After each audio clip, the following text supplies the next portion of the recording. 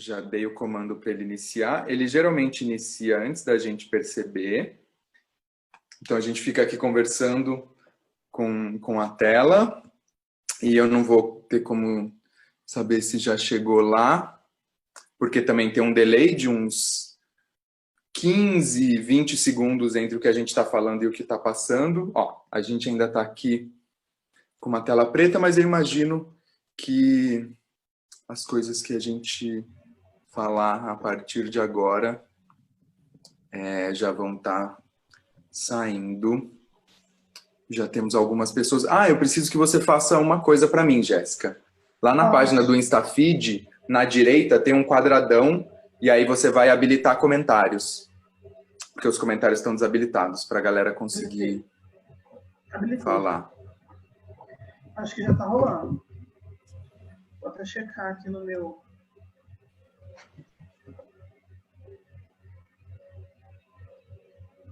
Beleza, já estamos ao vivo, já fizemos a linkagem das duas coisinhas.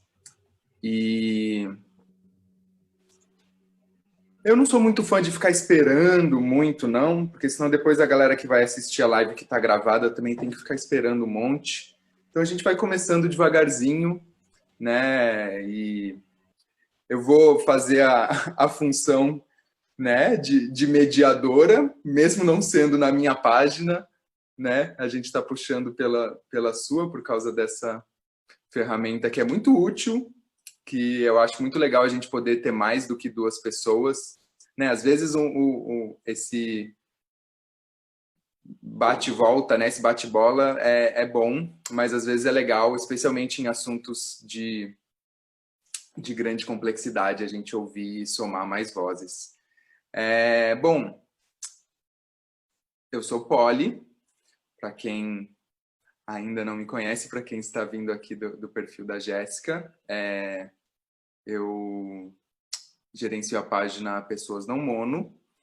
Eu sou terapeuta sexual, corporal, um foco na terapia tântrica e haitiana.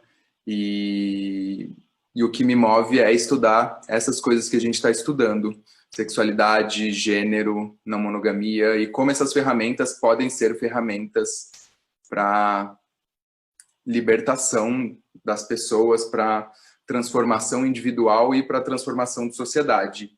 E aí eu acho que o tema de hoje é exatamente pertinente a tudo isso, né? Que é como a não monogamia se encaixa nessas interseções, né, dos corpos dissidentes, desviantes, subalternizados, marginalizados, não hegemônicos, não padrão. Enfim, a gente vai conversar hoje sobre o que quer dizer tudo isso, o que a não monogamia tem a ver com tudo isso.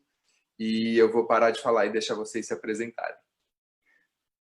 Jéssica, por favor, já que a página é sua, faça as honras. Tá. Beleza, obrigada. Eu queria agradecer o convite, Poli e a Andrea, que está aqui com a gente. É muito legal a gente poder falar sobre esse tema, eu acho que é muito urgente.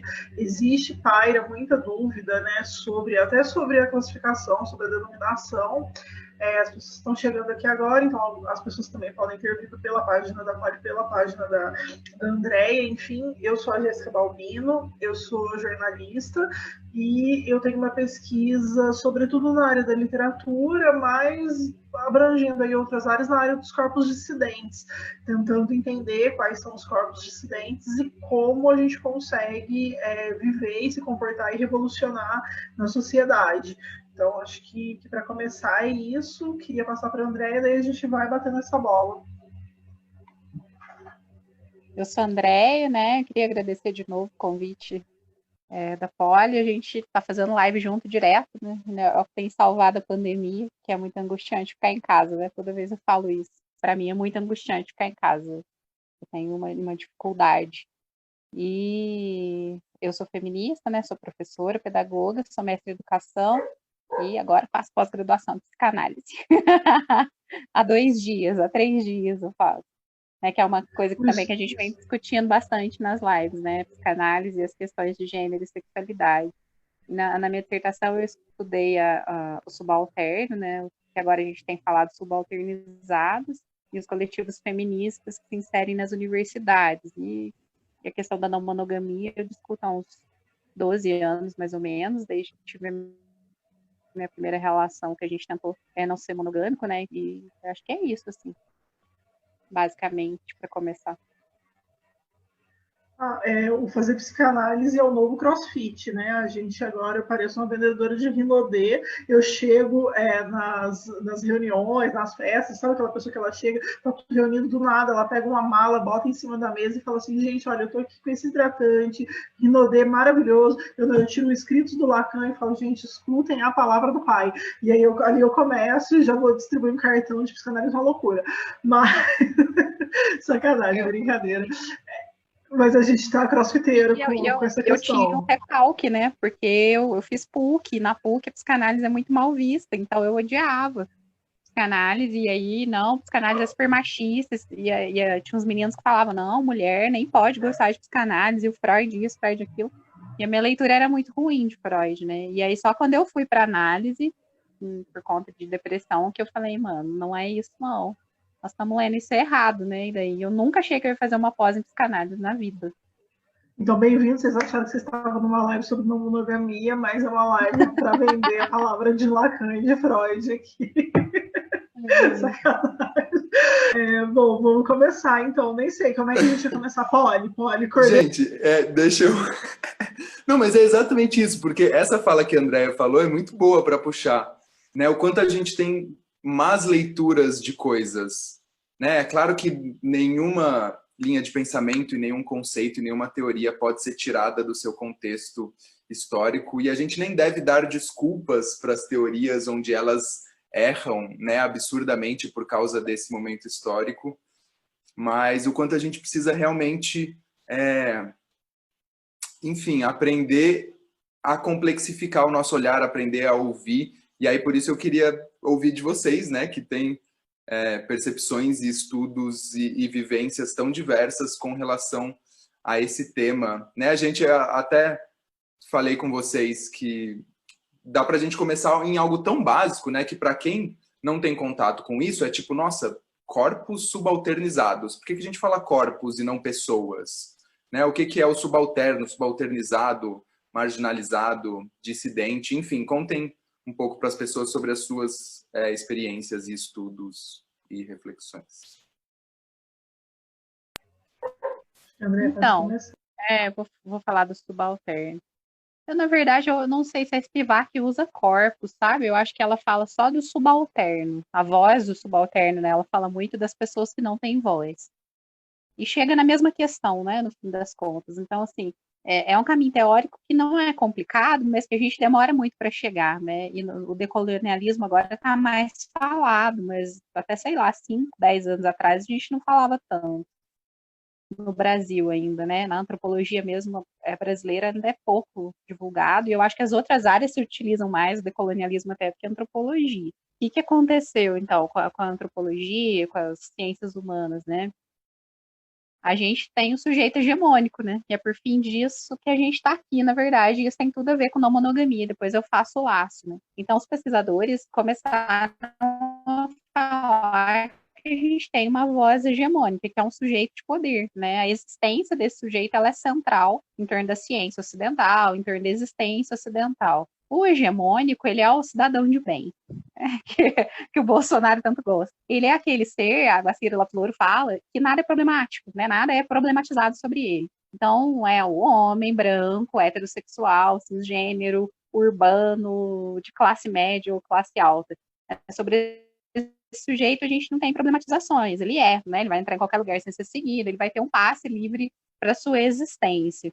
E aí a gente começa, então, a perceber que em torno desse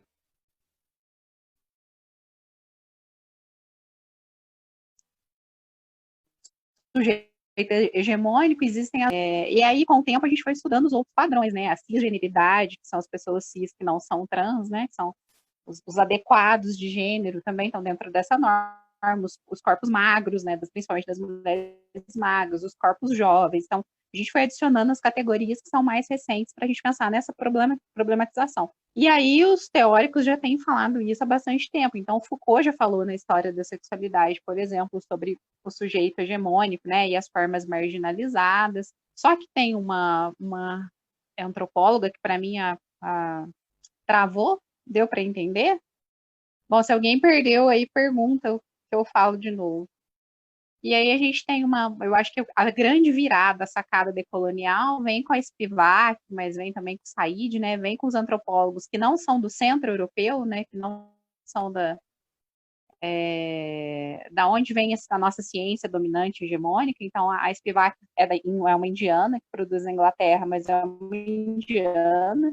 E o Said, o Edward Said, que produz na Palestina, que produz na Inglaterra, mas que é palestino, e vão falar o seguinte: não adianta eu problematizar esse sujeito hegemônico sem colocar nada no lugar, porque eu vou voltar a produzir marginalização. Se eu não discutir, se eu não colocar outra voz, que aí a Spivak vai chamar a voz do subalterno neste lugar, que é centralizado pelo sujeito hegemônico, eu vou continuar falando a partir de lógicas de normalização, né? Então, eu sempre vou ter um sujeito central. Por exemplo, eu posso falar das transexualidades. O meu olhar está a partir da cisnormatividade, né? Eu estava no grupo de psicanálise e eu estava pensando nisso sábado, né? As pessoas estão falando, o sujeito homossexual, o sujeito transexual, as travestis, como se fosse o outro, né? Então, essa categoria do outro, do diferente, do anormal, por mais que a gente queira garantir direitos dessa população, essa minha forma de discursar é sempre colocar esse sujeito hegemônico no centro, né? E aí a Spivak vem falar, olha, para que outras formas tomem um lugar que é um lugar de poder e sejam ouvidas, porque não adianta. A mulher negra da periferia, transexual, ela pode falar que ela não vai ser ouvida. Né? O cara pode ser negro, morto pela polícia, ele pode gritar que ele não está respirando, que ele vai continuar sendo pisoteado. Né? A polícia não faria aquilo com o homem branco. Isso é subalternidade. É você falar, gritar e não ser ouvido. Então, ela vai falar, para a gente se inserir com voz de poder, em espaço de poder, não basta eu ser mulher. Eu preciso ser uma mulher num espaço político de poder, mas colocar o meu lugar. Né? Falar sobre isso. Eu sempre gosto de citar a Marielle Franco.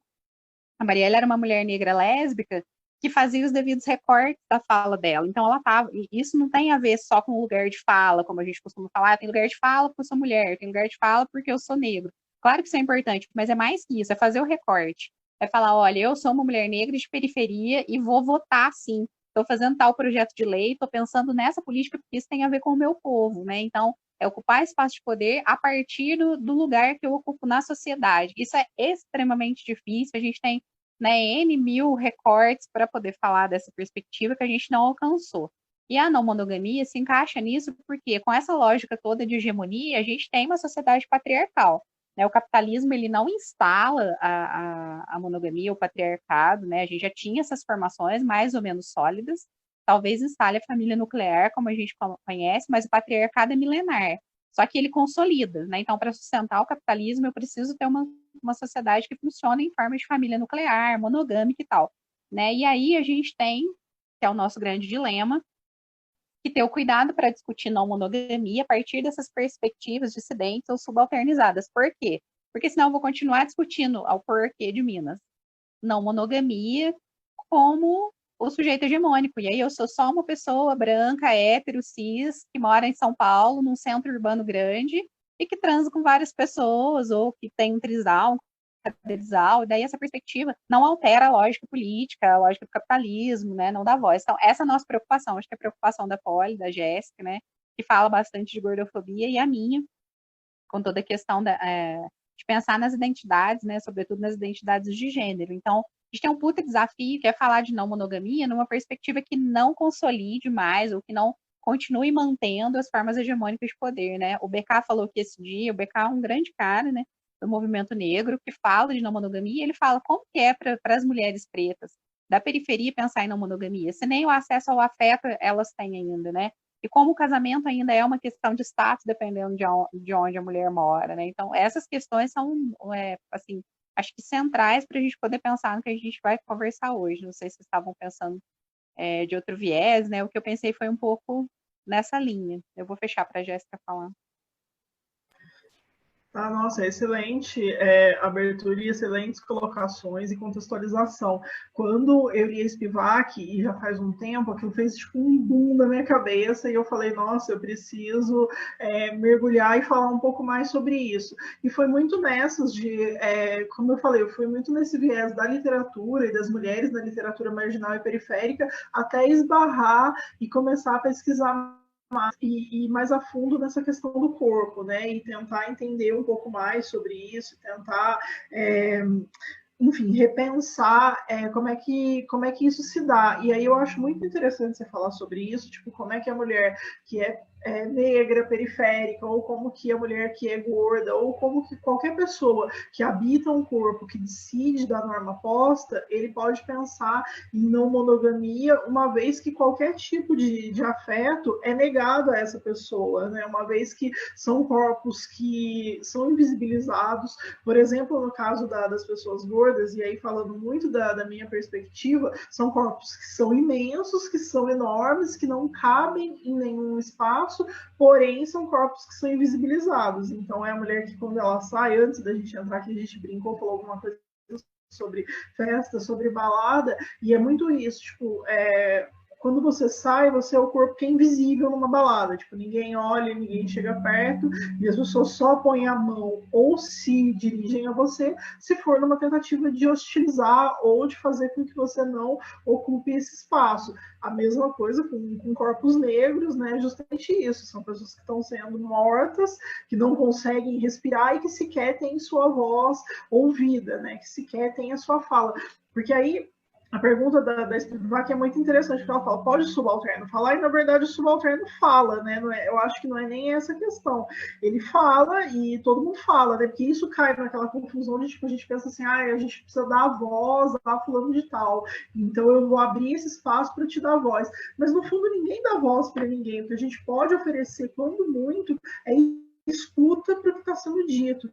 E essa escuta, na verdade, ela é o trava, porque ninguém está disposto a ouvir o que esses corpos subalternizados estão dizendo, né? Mais do que o sujeito, o que esses corpos estão contando, qual é a história desses corpos, né? E na maioria das vezes são histórias que são interrompidas, inclusive afetivamente, né? A quantidade de pessoas que se matam, por exemplo, de mulheres, de pessoas gordas que se matam, ou que se mutilam, ou que desenvolvem várias patologias em razão da rejeição, em razão desse corpo não ser um corpo socialmente aceito, em razão dessa falta de afeto, isso é muito louco, isso é muito grande, isso acho que dá pano para manga para a gente ir falando aqui. Eu não vou tanto pela via da teoria, mas é isso, acho que daí a Polly pode ir perguntando e a gente vai falando. Então, eu acho que esses apontamentos que vocês trouxeram, né, são excelentes. Eu queria lembrar para todo mundo que estiver assistindo a gente que a gente vai fazer outros encontros específicos, né? Esse é um encontro de abertura. A gente vai falar no encontro só sobre corpos gordos, o outro só sobre corpos trans, o outro sobre corpos pretos. Então, realmente é muito assunto para a gente conseguir esgotar em uma hora. Mas uma coisa que eu queria trazer, que passa por isso que vocês falaram, são as visões, digamos, o senso comum com relação à não monogamia, né? E aí o senso comum da não monogamia se torna ainda mais intenso ou, enfim, afastador para essas pessoas, para esses corpos subalternizados, né? Que são esse sentimento de que, não monogamia é coisa de quem quer ficar com um monte de gente. E quem quer ficar com um monte de gente provavelmente vai ser padrãozinho, né? Porque pessoas padrão, corpos hegemônicos, são os corpos que têm acesso a essas relações, a esses afetos, ao sexo. Ou, enfim, não monogamia é coisa de branco, ou é coisa de jovem. E o quanto isso vem dessa perspectiva da não monogamia como acesso a múltiplos corpos. E é aquilo que a gente, né, fala todo dia. Não monogamia não é sobre quantidade de pessoas com quem você fica, mas sim sobre a dinâmica dos afetos e das relações que você constrói. Então, eu só queria puxar, né, esse que é um paradoxo no ponto de vista individual, se a gente for falar aí da psicanálise ou dos processos mentais, né, que é o quanto a monogamia cria esse espaço de escassez, né, a escassez do amor, a escassez do afeto Então, como o afeto já é difícil, como o afeto já é negado, eu preciso agarrar qualquer oportunidade que eu tenha, né, com unhas e dentes, né, o quanto a monogamia, com M maiúsculo, enquanto estrutura social, que incentiva, né, os casos extraconjugais dos homens cis, hétero, brancos, enfim, desse ser universal e hegemônico, coloca esses corpos subalternizados nas posições de secundários, né, nas posições subalternizadas. Então, assim, um corpo trans, um corpo preto, ele pode ser amante, mas ele nunca vai ser oficial. E aí, quem cria isso é a monogamia. É isso que eu queria puxar para a gente debater, porque senão a gente acaba caindo num debate que é meio meritocracia, né? É tipo, olha, até tem uma mulher trans CEO de uma empresa, então, pô, vamos manter isso aqui, porque eu também quero ser CEO de uma empresa um dia. Não, a gente quer acabar com esse conceito de oficial, de amante, né, algo da vida privada e da vida pública. A gente quer justamente construir novas estruturas de relação. E que, de novo, é uma coisa fácil de falar na teoria, mas para as pessoas que estão vivendo essa escassez de afetos, realmente é algo a ser, enfim, debatido e construído. O que vocês acham? Tem os textos de uma mulher negra lésbica e gorda. Não tá no Sororidade Não Mono, tá em uma outra página da Medium que eu preciso relocalizar. Porque ela fala isso, ela fala, o afeto é tão negado e eu me sinto muito mais amada na não monogamia. Porque sempre que eu converso isso com as mulheres negras, elas perguntam, tem mulher negra escrevendo sobre? Né? Porque qual a perspectiva? Mas se a gente pensa na história do Brasil e na negação do acesso ao afeto para a mulher negra, ela é exatamente em cima da monogamia, né? Da família nossa, que ela não é nem só patriarcal, ela é coronelista, né? Então eu construo aquele centro, né, do coronel com a esposa, as amantes podem ser, inclusive, as escravas, e aí sob estupro, né? Sob toda a lógica de violência que sempre foi concedida às mulheres, e ainda mais às mulheres negras, e a gente não está longe disso, né? Passou pouco mais de 100 anos, as mulheres negras ainda são vistas assim. Então, as questões de fetiche sobre esses corpos, eles ainda permanecem, e aí eu acho também, tem essa questão de quem tem direito à casa grande, né? Só que a casa grande, ela também é uma grande ilusão, né? Porque é lógico que a mulher dali de dentro, a oficial, ela é melhor tratada se comparada com a mulher negra, mas é também um lugar de escravidão, de servidão, né? Do seu corpo ser só daquela pessoa, que pode te bater, que pode estuprar, ser empregada da casa, ser, né? Ou às vezes ser assim, a mulher no século XIX e XX, ela era quase um ornamento, né? Se a gente lê a historiografia, não só do Brasil, mas da Europa, a mulher era quase uma figura ornamental. Não toma sol para ficar de tal jeito, né? Que é isso que ainda cobram da gente, né? Senta de perna fechada, usa tal roupa, então eu fico pensando como que esses afetos no Brasil, e a gente precisa pensar muito no subalterno no Brasil, né? Porque a lógica escravocrata está entre a gente ainda. E nas questões de transidentidades, isso é muito novo, né? Muito mais recente, então, para a gente poder pensar. Se a gente pensar um pouquinho em transexualidade, os meninos trans têm um pouco mais de acesso, pelo que eu vejo, aos afetos, mas mesmo assim eu falei pro Noah, falei, os meninos trans, talvez por terem sido mulheres, ou por ter vagina, não sei, ou por se relacionarem a maioria com mulheres, mas não só, talvez tenham mais facilidade de acesso, né? As meninas costumam assumir os meninos trans como namorados, mas os homens cis têm muito mais dificuldade de assumir as mulheres trans, né? Pensando nos trans héteros. Mas aí eu e o Noah começamos, tá, mas quem de homem trans você conhece que namora, né? E a gente conseguiu pensar em dois, né? Que é ele mais um menino, assim, aqui em Postos, tal. Então, também não sei se o acesso ao afeto é tão grande. E aí, quando a gente pensa nisso, numa perspectiva não monogâmica, várias questões também vão recortar isso se a gente vem com essa não monogamia de ficar com várias pessoas. Uma delas é o parâmetro de comparação, né? Isso é, muitos meninos trans já me falaram. E aí, como é que eu faço? Porque ela vai se relacionar com outros homens cis, tem os parâmetros de comparação, né? Que tem a ver com a nossa própria construção de masculinidade, feminilidade, de gênero, né?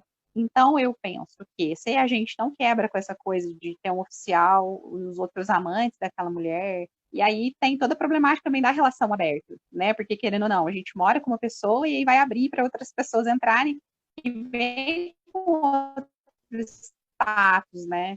que envolve fetiche, que envolve não ser oficial. Então, pensar que não monogamia não é isso. Eu tenho falado muito isso nos grupos de poliamor. Me irrita muito, mas muito aquele casal procurando namorada, né? Isso se aceita ainda nos grupos de poliamor. Tem que acabar com isso. Isso aí não pode mais existir. Gente, se quiser existir, beleza, se todo mundo estiver feliz assim, mas parar de chamar isso de amor livre, né?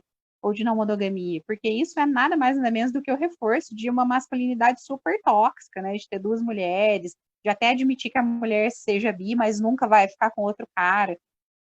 Então, eu acho que a gente tem que começar a discutir não monogamia com essa perspectiva de subalternidade, né? De multiplicidade dos afetos, e pensar nessas produções que as mulheres têm feito, as mulheres gordas, as mulheres negras, as pessoas trans também pela perspectiva delas, né? O que eu acho também é que tem um engodo, né? E aí isso talvez seja causado pela questão da família nuclear. Que eu estava falando das mulheres de 40 anos, né? Há pouco tempo, numa live, a moça falou: Nossa, eu não vejo as mulheres de mais de 40, de 42 ficando com gente em festa. E eu fiquei olhando e eu pensei: Nossa, tem 40, gente, eu tenho 39, então daqui a um ano eu não fico mais com ninguém, né? E isso também é uma coisa que é muito do imaginário de quem tem acesso ao sexo. Porque a gente também acha que as pessoas gordas não transam, que as pessoas negras não transam, ou transam só sob fetiche, que as pessoas que têm 40 não transam, né?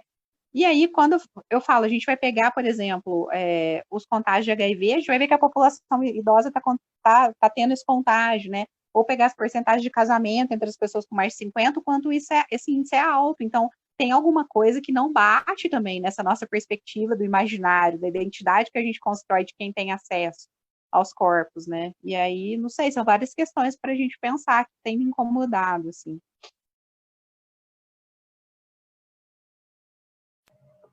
Dentro dessa questão, eu entendo a não monogamia como, de repente, uma possibilidade de acesso ao afeto. Eu entendo que, de repente, é a chance que esses corpos subalternizados podem ter de acesso uma vez que você sai da norma posta, contando que são corpos que são dissidentes e que, por sua vez, nessa dissidência, não estão dentro do padrão hegemônico, quando você já não está nesse padrão, se você buscar alguma outra coisa que não é um padrão como as relações não monogâmicas, de repente você pode encontrar mais abertura, de repente você pode conseguir algum tipo de encaixe que de repente você não conseguiu nessa sociedade padrão que é branca, que tem conceitos eurocêntricos, que é classe média, que é cis, que é extremamente normativa. Então, quando você se abre para isso, você fala, bom, então tá, então se eu for não monogâmica, e se eu me relacionar com pessoas trans, e se eu me relacionar dentro da sigla e desse grande guarda-chuva que é o LGBTQIA+, que, como a gente brincava antes da live, não contempla homem cis hétero. Então você vê que já está tão fora do que pode ser considerado aceitável, que ele já nem está dentro da sigla, né? Então, assim, quando você para de pensar dentro disso que é o padrão, que é aquele ideal de casamento romântico, que é aquele ideal de, então, a gente, né, que é o ideal da família nuclear, né? Se a gente pensa para fora disso, e aí eu acho que pode ser que esses corpos que são dissidentes, que são subalternizados, consigam encontrar algum espaço, alguma coisa. Teve alguma pergunta ali que falou sobre os corpos idosos, e a gente estava falando um pouco disso antes também, porque isso constrói-se no imaginário que a pessoa ela só pode ser feliz se ela tiver numa relação monogâmica, se ela tiver numa relação cis, né, se ela tiver numa relação heteronormativa, se ela casar na igreja vestido de branco, se ela tiver 2 filhos ou mais, se ela tiver um cachorro, se ela morar num apartamento com varanda gourmet ou numa casa com quintal. Então, assim, esse ideal e o que é vendido como esse ideal de felicidade, ele exclui qualquer outra coisa que seja dissidente. Então, ele exclui qualquer outra pessoa que seja bissexual, qualquer pessoa que seja trans, qualquer pessoa que seja gorda, que seja preta. E aí é isso. E aí coloca essas pessoas marginalizadas, joga-se esses corpos à margem. Então, são os corpos que são fetichizados, né? E a gente pode observar isso em sites pornô, em relatórios de sites pornô. São corpos que são fetichizados violentados e corpos que são violentados, porque daí para negar o desejo que sente por esse corpo, então passa a ser um corpo que ele só pode ter uma relação, ainda que seja uma relação sexual, se ela for violenta, né? Só pode ter uma relação se ela for punitiva. Então eu te desejo, mas como não é socialmente aceito, eu preciso te punir por isso. Então eu tenho que te bater, então eu tenho que te amordaçar, então eu tenho que te expor, então eu tenho que fazer um porn revenge aqui com você. Então, assim, todas as outras coisas, eu tenho que te matar, ou eu tenho que ser seu dono, e tantas outras coisas que ficam aí em subcamadas, e que a gente, de repente, acaba não pensando, ou não passando por elas, e que, de repente, esse consenso, quando você acorda dentro dessa questão da não monogamia, pode ser que se vislumbre um outro tipo de caminho. É claro que vão ter inúmeros outros percalços e tudo mais, e vai muito do acordo que você tem com as pessoas que estão envolvidas nessa relação ou não, mas enfim, eu enxergo muito mais como uma possibilidade, como uma abertura e como uma forma de inserção no mundo do que como alguma coisa que, sei lá, pode ser ruim ou pode ser mais ruim do que boa, enfim. Eu amei essa sua fala, eu fui pensando em várias coisas, mas uma que ficou agora no finalzinho foi justamente isso. A não monogamia pode ser uma abertura, ela é um caminho, ela vai te propor um monte de coisas. Vão ter um monte de outros obstáculos e dificuldades e percalços, mas se a gente estava falando lá no começo, né, da psicanálise e do pensamento decolonial, né, descolonizar as coisas que a gente aprende, que estuda e que lê, não tem nada mais colonial do que a monogamia, né? Não tem nada mais colonizador, eurocêntrico, né? Se tem alguma coisa que é coisa de branco, é a monogamia, né? Então, assim, aí a gente perceber que, de novo, se a gente está falando da não monogamia como forma de construir redes, como forma de construir afeto, né, e não como quantidade de pessoas com quem você fica, existem uma série de pessoas e comunidades, né, especialmente pessoas fora dos centros urbanos ou fora do recorte classe média, que vivem, né, várias dinâmicas não monogâmicas da sua vida,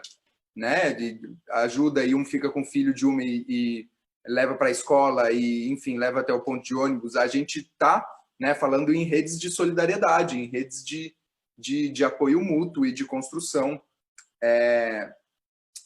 Lá no começo, quando a gente começou a live, ficou uma mensagem do Vinícius, que eu não tinha conseguido pegar, que ele colocou bem grande, que toca nesse assunto que a gente entrou, né? Que é o quanto... eu não lembro se é Butler, mas enfim, que fala que esses corpos abjetos, né? Esses corpos subalternizados, esses corpos invisíveis, eles só se tornam visíveis para estar na posição objetificada, para estar na posição fetichizada.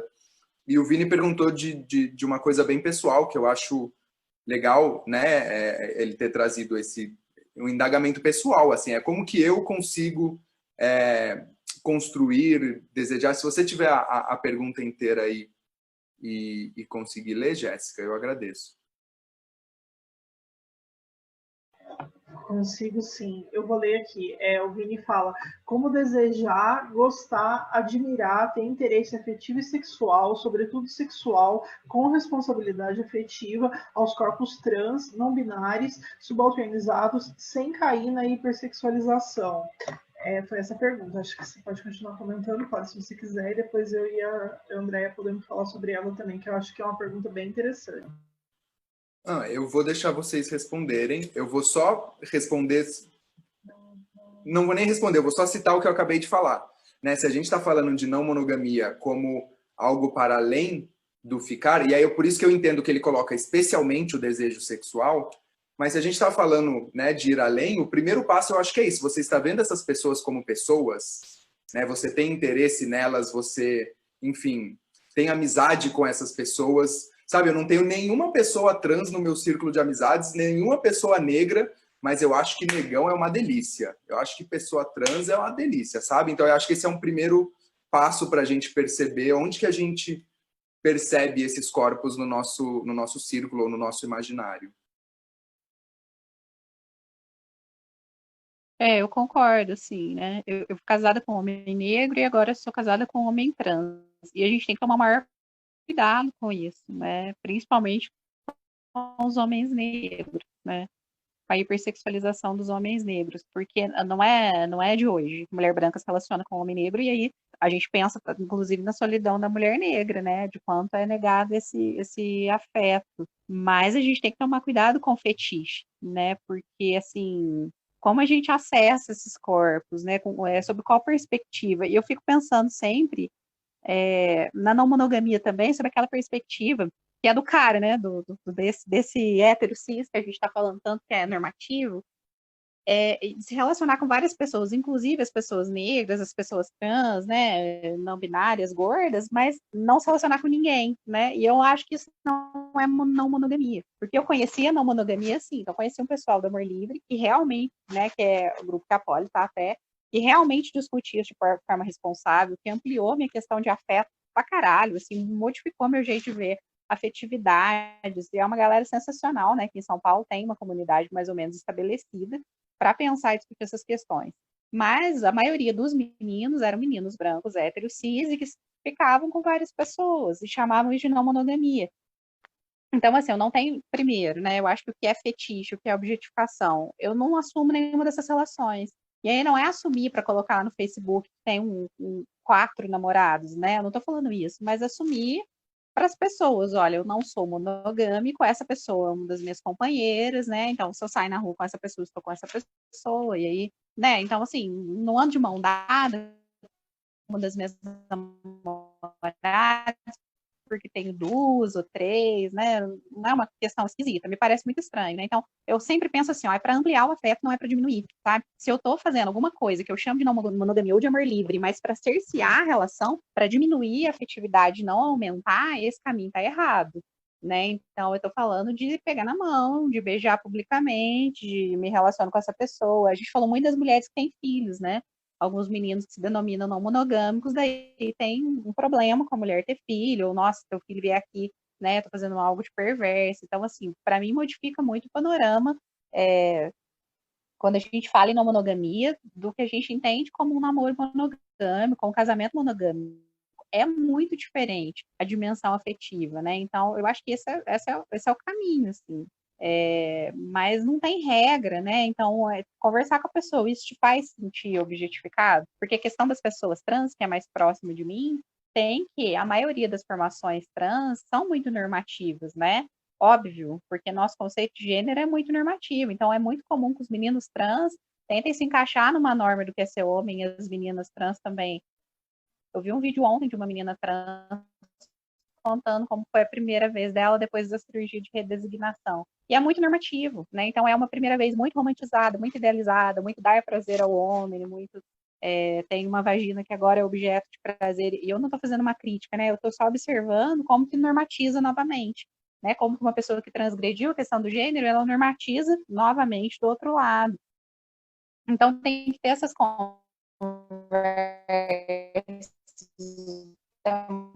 todo, né? Isso te incomoda, isso racista, homofóbico, transfóbico, não adianta a gente falar que a gente não é porque a gente discute essas questões, porque a gente não é monogâmico, porque isso está muito calcado no nosso desejo, né?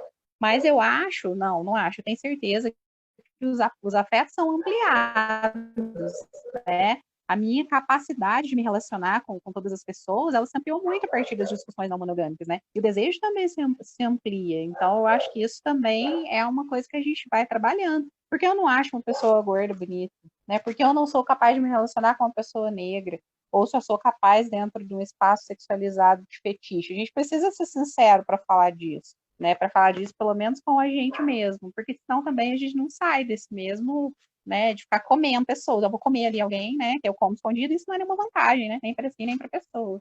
Bom, não sei. Não sei mais alguma coisa.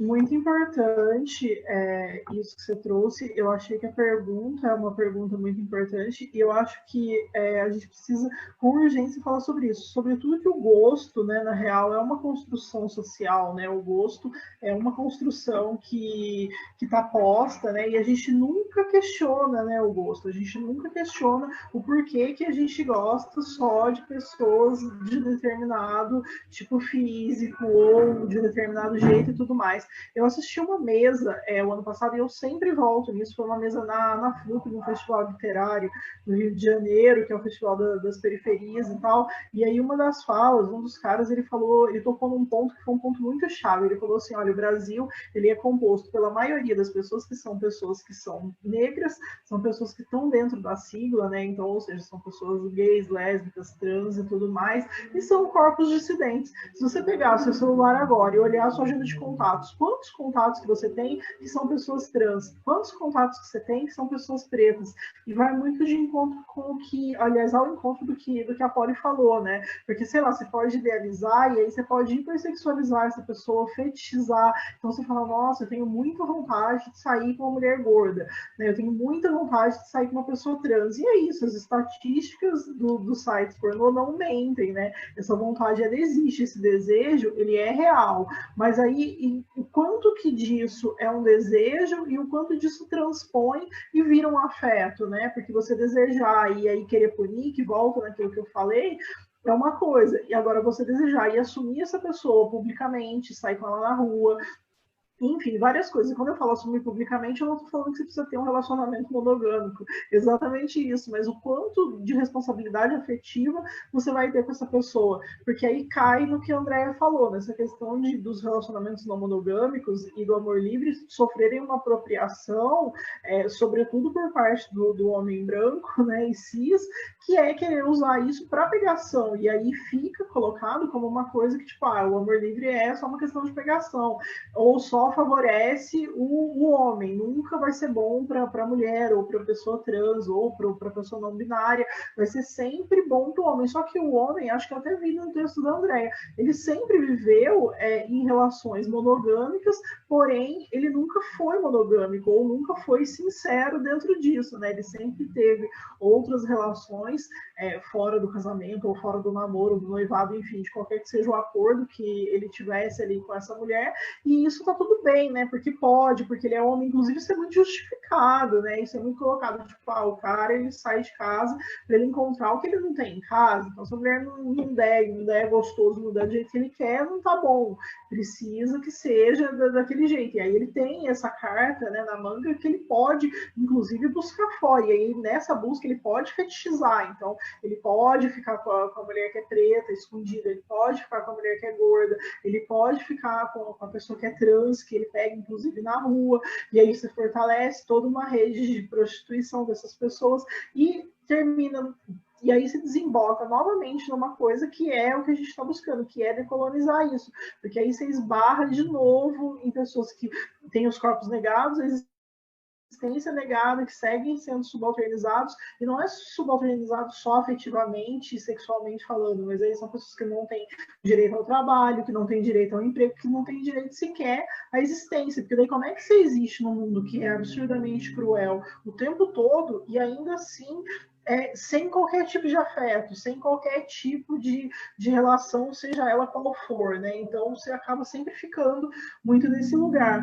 Mas ainda respondendo a pergunta do Vini, eu acho que é isso, eu acho que a gente tem que pensar o porquê, né?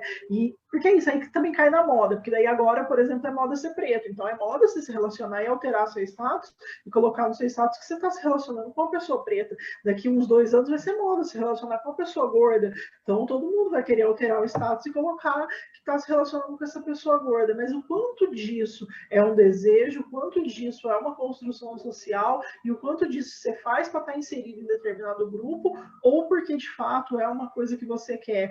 Quando você não quer, o porquê que você não quer, né? Acho que a gente precisa questionar isso também, né? A gente mesmo, a gente com a gente mesmo, né? Então, assim, eu me relacionaria com uma pessoa trans, eu teria essa relação, seja de forma monogâmica ou não monogâmica, por que eu não teria, por que eu teria? E daí a gente ir respondendo pra gente mesmo, eu acho que é sempre o melhor caminho. Nossa, vocês são maravilhosas. Manda, Andrea. Não, eu ia falar que eu falei na última live, né? Que a minha analista, Carol, beijo, maravilhosa. A Carol sempre fala, por que você quer se relacionar com uma pessoa tão padrão, né? É uma pergunta que eu comecei a fazer para mim mesma, né? Porque com tudo isso de discussão, com tudo isso de tempo, de não monogamia, de vez em quando eu entrava em umas coisas que falava, mano, não vai dar certo isso, né? você não é essa mulher, né, padrão, você não é essa mulher que vai atender esses requisitos monogâmicos, né, por inúmeras coisas, né. E olha que eu ainda atendo a determinados muitos dos padrões, né, mas não consigo lidar ali. E acho que a gente tem que ficar fazendo essa pergunta, né? E chegou por fim, eu falo que os afetos se ampliam e o desejo se modifica, né? Que a gente é ensinado a gostar de tal homem com aquele perfil de príncipe, a gente não pode ignorar a educação que as meninas e os meninos recebem. Os meninos são educados a gostar daquela mulher gostosona, que vai ser loira, que nem tem no Brasil, né? Peituda, enfim. Então, como que isso vai se ampliando, né? A ponto desses dias eu falei várias vezes, não dou conta mais de me relacionar com um homem cis, hétero, né? Que seja normativo, porque isso, sei lá, não faz mais parte, né, do meu meio de convivência, ele me angustia, tem várias questões que não são gatilho, mas de performance de uma vivência que eu não quero, né? Então, e eu me vejo me relacionando com uma mulher trans e com qualquer outra formação, mulheres héteros, mulher bi, mulher hétero não vai querer, né? Mulher bi, homens não binários, sei lá, se é não binário não é homem, né? E outras formações que são mais abertas, porque também a gente vai modificando a nossa forma de existência a partir dessas discussões, né? E é isso, a gente constrói o que é não monogamia, a gente faz essa comunidade mais coletiva. Ela não é só falada, ela precisa existir na nossa construção. Então, ela é o que a gente também vai fazendo dela, né? E eu tenho certeza que de 3 anos para cá, 2 anos para cá, já se modificou muito, principalmente a qualidade de discussão que a gente tem sobre não monogamia, a partir dos textos, principalmente das meninas, né, das pessoas negras, das pessoas não binárias, das pessoas trans. Isso aumenta a qualidade. Não vou ler lá no texto de não monogamia, só falar sobre swing, né? Contar experiências que são tenebrosas, assim, primeira vez que eu li, de uma moça na casa de swing, né? Então, é pensar o que é não monogamia mesmo, numa perspectiva política, quebra o capitalismo, né? Acaba com as questões, acaba não, pelo menos tenta quebrar com as questões que a gente tem mantendo o patriarcado, senão, né, tenta incluir as pessoas subalternas, senão eu não estou fazendo nada de diferente, né, é o que a Jéssica falou, só tem um homem saindo com várias mulheres, e é isso, assim, né. Exatamente. Eu anotei 3 pontos que vocês falaram que eu acho que são muito importantes. Né? O primeiro é isso, é sobre indagar o nosso desejo, o nosso gosto. A gente tem isso de que gosto é um negócio muito pessoal, né? Ah, não, eu simplesmente não gosto disso. Mas o quanto o gosto, né? O gosto é algo que é reforçado e socialmente construído. E aí, contando da minha experiência, por exemplo, né, a heteronormatividade me fez por muito tempo me distanciar da minha bissexualidade, né? E muitas pessoas bissexuais relatam isso, né? De que quando você começa a explorar, você consegue até ficar com uma pessoa, mas você não consegue se imaginar tendo uma relação, você não consegue projetar um afeto nessa relação. E aí, quando eu comecei a conseguir, né, integrar a minha sexualidade, eu caí nesse processo que você falou, de tipo, nossa, mas eu acho que eu não quero ficar com homens cis, né? Tipo, porque. E aí, assim, é isso, é a generalização, e todas as generalizações são falhas, mas é isso, dá muito trabalho. E aí tá tudo bem a gente trabalhar nesse processo do que são as nossas limitações nesse momento. Uma outra coisa do que a Jéssica falou lá atrás, eu lembro quando a gente estava numa discussão no grupo de estudos com o Ramiro, a gente estava debatendo colorismo, cotas, enfim, estava uma discussão bem interessante, profunda, e é isso que você falou, um debate de pessoas que já têm um entendimento, e aí sempre tinha alguém que voltava e falava sobre, olha, mas tem, né, aquele macho, cis, hétero, branco, que vai fraudar as cotas, fazendo isso, isso e aquilo.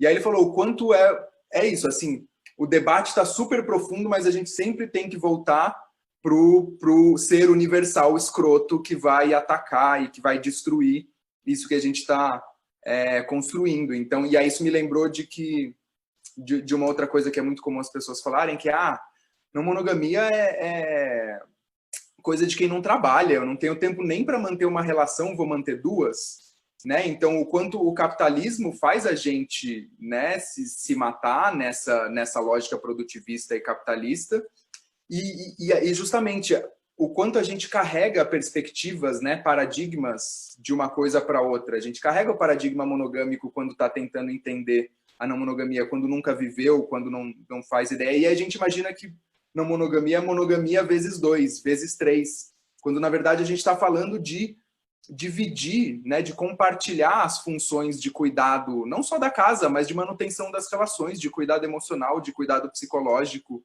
né? Então, o quanto é importante a gente trazer esse debate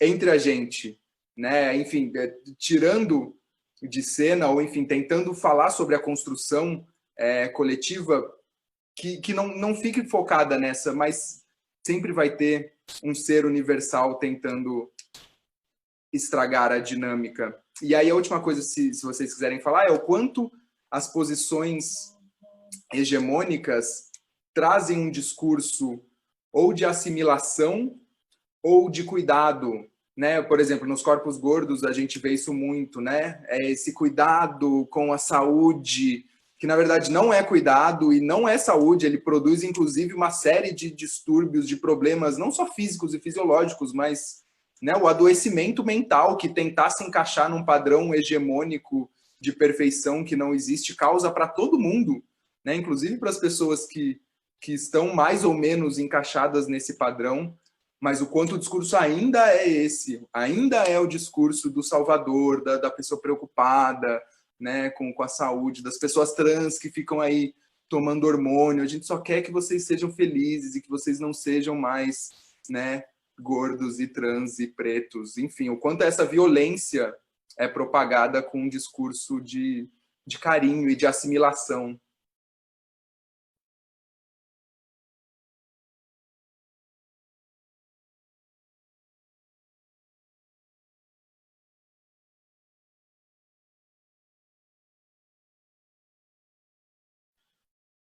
Eu sei que eu puxei vários assuntos relativamente desconexos, mas é porque as falas de vocês são tão boas que eu fico pescando algumas coisas e querendo trazer de volta. Eu acho que a Andrea travou. Acho que a Andrea travou, sim. Eu vou começar, então, comentando a partir da sua última colocação, que tem muita relação, inclusive hoje, né, eu fiz uma live sobre isso, que foi sobre, enfim, sobre corpos gordos, tem muito essa questão da questão da saúde, e aí eu acho que a gente pode abrir essa brecha para falar sobre o bem-estar, né, porque é uma coisa que a gente nunca se preocupa, né, é uma coisa que a gente não fala sobre, né, então se a gente for pensar a partir dessa perspectiva que é decolonial, que são as relações não monogâmicas, e a inclusão desses corpos subalternizados num meio mais humanizado, talvez, a gente precisa pensar em bem-estar, né? Então, e precisa parar de cagar regra, né, na cabeça dos outros, porque é sempre uma cagação de regra que nunca vem da ordem do acordo que você tem com a outra pessoa, mas sempre da ordem do tipo, você não pode isso, você pode isso, tem que ser assim, tem que ser assado. E claro, muito dentro daquilo que a gente já discutiu aqui hoje, né, que tem muito a ver com a questão de como a gente foi ensinado, de como que a gente recebeu, de como é a nossa cultura, de como a gente é colonizado, né? Então, por isso também trabalhar nessa perspectiva que é decolonial, que é pensar de uma outra lógica, de um outro lugar e de um lugar que seja sim um lugar de bem-estar, né? Porque é impossível ser um lugar de bem-estar dentro dessa perspectiva hétero, cis e branca, né? Dentro dessa perspectiva normativa. Lembrando que eu não tenho nada contra os homens héteros, cis e brancos, eu tenho amigos que são, né? O primo do meu amigo mas é isso, assim, a gente precisa pensar, eu acho que está meio que acabando o tempo, por isso que eu estou falando rapidinho, mas a gente precisa pensar nessa outra perspectiva e na perspectiva do bem-estar. Então, tipo, isso me faz bem? Ou por que eu estou vivendo e insistindo num padrão que nunca foi frutífero para mim, que nunca me fez bem, que é um padrão que me oprime muito mais do que me liberta? E se, de repente, houver um outro padrão que seja mais libertador, ou não um padrão, né, mas se houver uma outra possibilidade que seja libertadora, né? E se essa possibilidade estiver na não monogamia, né? Como é que eu faço para fazer parte? Como é que eu faço para então não continuar reproduzindo essas opressões das quais eu sou uma vítima por ser um corpo dissidente ou subalternizado? Eu acho que é meio jogar essa reflexão aí, vou deixar o espaço para o André falar também. Não, perfeito. Essa questão da medicalização até, né, dos corpos gordos, eles vêm desde da criança, né? Criança gorda não tem espaço na escola. né? Eu estou na educação infantil, assim, e é muito comum acontecer isso. Então, a gente já começa a cercear a criança desde pequena, né? O corpo dela não se enquadra. Mesma coisa com os meninos de cabelo black. Agora a gente tem na educação infantil um menininho de cabelo black, assim, e sempre tem alguém que vai falar, mas atrapalha a aula. Ah, mas nossa, isso pega piolho, né? Então, e é racismo, não adianta, porque a gente não está preocupado com as meninas que têm cabelo comprido, que também pega piolho, né? Apesar que tem escola que faz prender. Então, tem várias normatizações a partir das instituições que vêm. E a desculpa é sempre a saúde, dos meninos trans também, é o hormônio, né? Então, você vai tirar o seio, mas e aí, né? Quando a gente faz plástico de tudo que é coisa, afina nariz a ponto de dar problema de respiração, né? Bem comum cirurgia plástica de nariz acontecer isso, as pessoas morrem fazendo lipoaspiração. Lipoaspiração é super perigosa, ninguém está preocupado com as pessoas que fazem lipo, está preocupado com as pessoas que estão com barriga, né? Com barriguinha, assim. E isso a gente ensina, porque a gente fala o tempo todo que engordar é ruim, né? Olha na pandemia o quanto a gente fala essa coisa de engordar. Nossa, engordei muito, nossa, não tô cabendo, nossa, tô gordo, nossa, tô comendo, né? Que gordice. A Jéssica que atenta muito para essa questão, né? Porque eu falei pra Jéssica, eu não percebi as coisas que eu falava. Eu tenho uma amiga bem gorda, né? Que é uma amiga muito próxima. Eu não percebi que eu falava essas coisas. Nossa, como eu tô gorda, nossa, tô comentando, vou ficar gorda, como se fosse uma coisa ruim, né? Só fui perceber com as publicações da Jéssica. Então, a gente, por mais discussão que a gente tem, a gente ainda é muito precário, né? A gente ainda é muito babaca com as outras pessoas. Né? E isso tudo contribui para as pessoas não terem acesso à afetividade, porque a gente está o tempo todo no discurso reforçando um padrão, né? Então, eu espero que a gente continue discutindo isso dentro da não monogamia, para que a gente construa coletividades de afeto mais sinceras, né? E cada vez mais abrangentes. Que a ideia é ampliar os afetos, construir coletividade para cuidar das crianças, para cuidar da gente mesmo, né? Para cuidar da comunidade idosa de amor livre que a gente vai ter daqui a 20, 30 anos, a gente vai ter essa comunidade, pensar nesses afetos, como eles vão ser, né? Então, acho que tudo isso é muito importante. Eu agradeço bastante o espaço também. A Jéssica, que é parceira de várias lives, já vai ser parceira dos canais.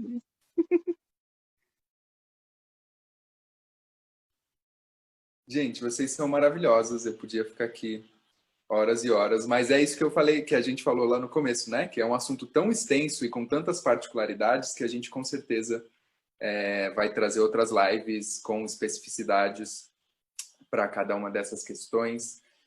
Sexta-feira tem o Zoom, né? Toda semana a gente faz a live na quarta e sexta-feira o mesmo tema. Da quinta-feira, para quem não pôde estar aqui ao vivo, conseguir assistir e vir com a gente. E eu acho que deu para a gente abrir bastante esse tema, bastantes questionamentos, tem coisas, né, subjetivas, individuais, sociais, políticas, e eu acho que a gente pode deixar essa bola quicando aí para o pessoal chegar na sexta-feira cheio de perguntas e de questionamentos, porque é isso, né? A não monogamia me trouxe um monte de reflexões. Eu acho que, de novo, se o tema é esse, né, a não monogamia e como ela se encaixa nessas questões, e a gente estava falando sobre isso no último encontro da sexta-feira também, o quanto, no mínimo, as pessoas que vêm realmente engajadas, né, com a ideologia, com a teoria, com a não monogamia política, né, e não só deturpando o nome para usar para o seu benefício, o quanto essas pessoas tendem a ter essas outras percepções, né, ou pelo menos de quando, né, bate o dedo, quando dá uma sangrada, você fala, nossa, fui eu que fiz isso, né, não culpar as outras pessoas, a gente... Enfim, a não monogamia tem me trazido pessoas como vocês, pessoas que eu admiro, pessoas que me fazem crescer, pessoas que me fazem ver o mundo sob outras perspectivas e não acaba nunca, o processo é contínuo e é isso. E se despeçam das pessoas aí porque vai acabar o nosso tempo. Não, eu só tenho a agradecer, né? E aí, se alguém tiver mais alguma questão, mandar na pergunta. Não é para pedir para apresentar uma amiga para transar 3, não tenho amiga que faça isso. Acontece, viu, gente? Aconteceu 2 vezes ontem, né? Então é isso. Muito obrigada pelo espaço. Andréia, você tem uma amiga para me apresentar? Mentira. Tem eu, Jéssica. Posso ser um trisal com vocês?